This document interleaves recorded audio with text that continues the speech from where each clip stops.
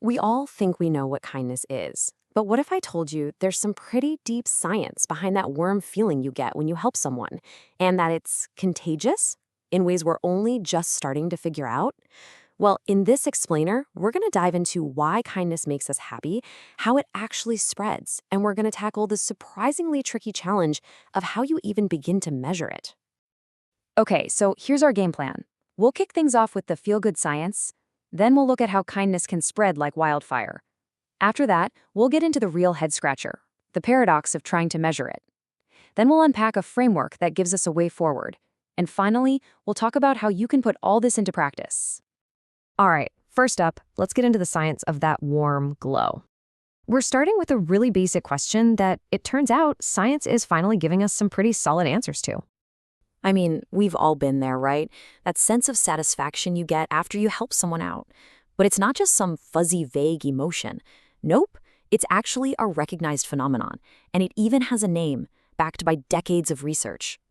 It's called warm glow giving. I love that term. It perfectly describes the personal joy we get from the act of giving itself.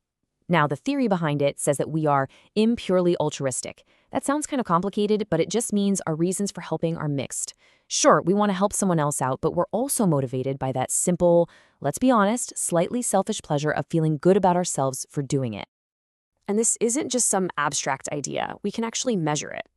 A huge analysis that pulled together 27 different studies found a really consistent, statistically significant boost to our own well-being when we're kind.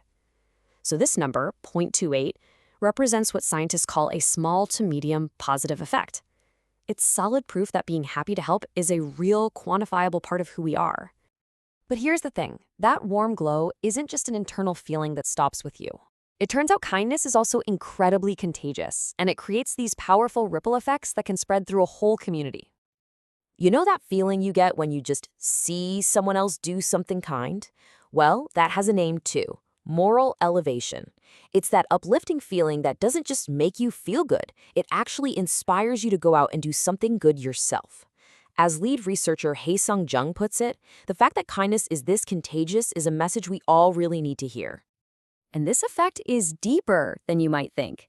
When we see someone being kind, we don't just copy that exact same action.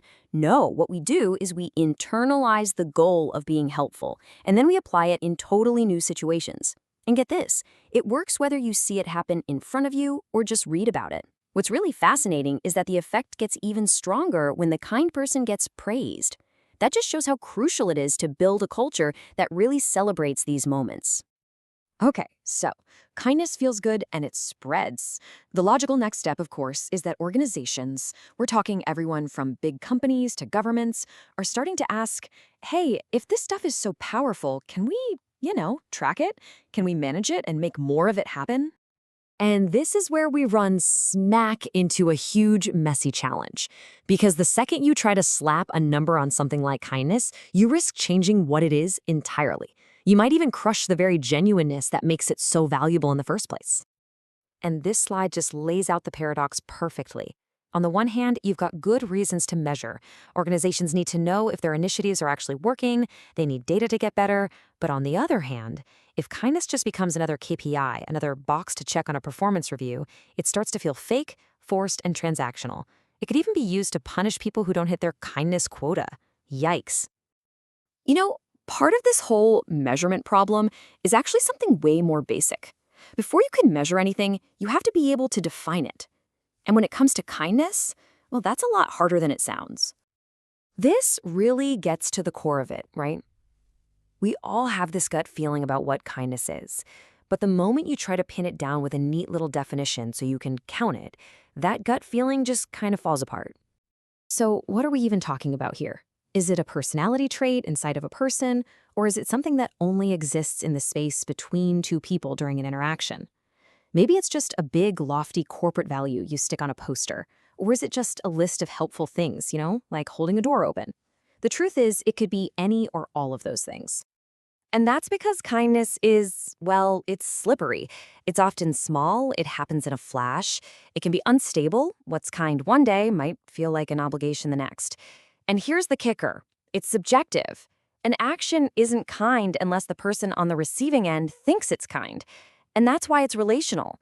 It's not a thing you can just count like widgets rolling off an assembly line. Okay, so if trying to count every single act of kindness is basically a dead end, what's the alternative? Well, this is where some brilliant work from Carnegie UK comes in. They suggest that instead of trying to measure the thing itself, we should look at the whole system around it. The whole idea is to create what they call a virtuous circle. You don't count the acts of kindness directly. Instead, you focus on measuring two other things. First, you measure the preconditions, the environment that lets kindness happen in the first place. And second, you measure the positive outcomes that flow from it. By focusing on the beginning and the end of the process, you help that squishy part in the middle to just happen.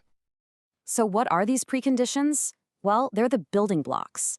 They're things like having actual spaces where people can bump into each other and talk. It's about giving people enough time in their day so they're not so rushed that they can't even notice when someone needs help. It's about giving staff the freedom, the discretion, to use their own judgment to do the right thing. It's all about building trust and making it feel normal to be helpful. And when you get those conditions right, this is what kindness starts to look like in the real world. Sometimes it's super practical, giving someone a lift, a manager going the extra mile for their team. But so often it's about emotional support. It's just asking, how are you, and actually waiting for the answer. Or just really listening. And I love this point too. Sometimes kindness is about the things you don't do, like forgetting a small debt someone owes you, or just giving someone a bit of space when they need it. And here it is. This is the payoff.